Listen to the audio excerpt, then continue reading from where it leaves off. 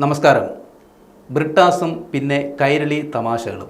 കൈരളി ചാനലിന് പറ്റിയ വൻ അബദ്ധങ്ങളും അതിനെപ്പറ്റി നടന്ന ചർച്ചകളുമാണ് ഇവിടെ വാർത്തയാകുന്നത്. വാർത്തയുടെ സൂത്രധാരൻ മറ്റാരുമല്ല, ജോൺ ബ്രിട്ടാസാണ്. വാർത്ത എന്താണെന്നല്ലേ?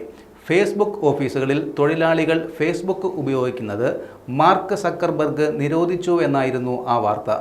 ഗൂഗിളിൽ ഈ വാർത്ത തിരഞ്ഞു നോക്കി പൊടി പോലും കാണുന്നില്ല. പല അന്താരാഷ്ട്ര മാധ്യമങ്ങളിലും മറ്റൊരു വാർത്ത വന്നിട്ടുമുണ്ട്. കുട്ടികൾ ഫേസ്ബുക്ക് ഉപയോഗിക്കുന്നത് മാതാപിതാക്കൾ തടഞ്ഞു എന്നതാണ് ആ വാർത്ത. എന്നാൽ ഇതേപ്പറ്റി മാർക്ക് സക്കർബർഗ് മറുപടി പറഞ്ഞത് കുട്ടികളുടെ മാനസിക വളർച്ചയ്ക്കും വ്യക്തി വികാസത്തിനും ഫേസ്ബുക്ക് ഉപയോഗിക്കുന്നത് ഗുണം ചെയ്യും എന്നായിരുന്നു.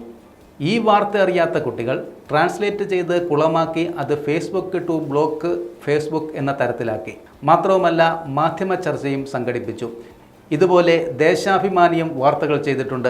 66 പട്ടികളെ ഒരാൾ 10 മിനിറ്റ് കൊണ്ട് തിന്നു എന്നായിരുന്നു ആ വാർത്ത. സാൻഡ്വിച്ച് ഉണ്ടാക്കുമ്പോൾ അതിനുള്ളിൽ വയ്ക്കുന്ന വേവിച്ചതോ ഗ്രിൽ ചെയ്തതോ ആയ സോസേജിനാണ് ഹോട്ട് ഡോഗ് എന്നു പറയുന്നത്. അതിനെയാണ് ദേശാഭിമാനി പട്ടിയാക്കി വെച്ച് കാച്ചിയത്.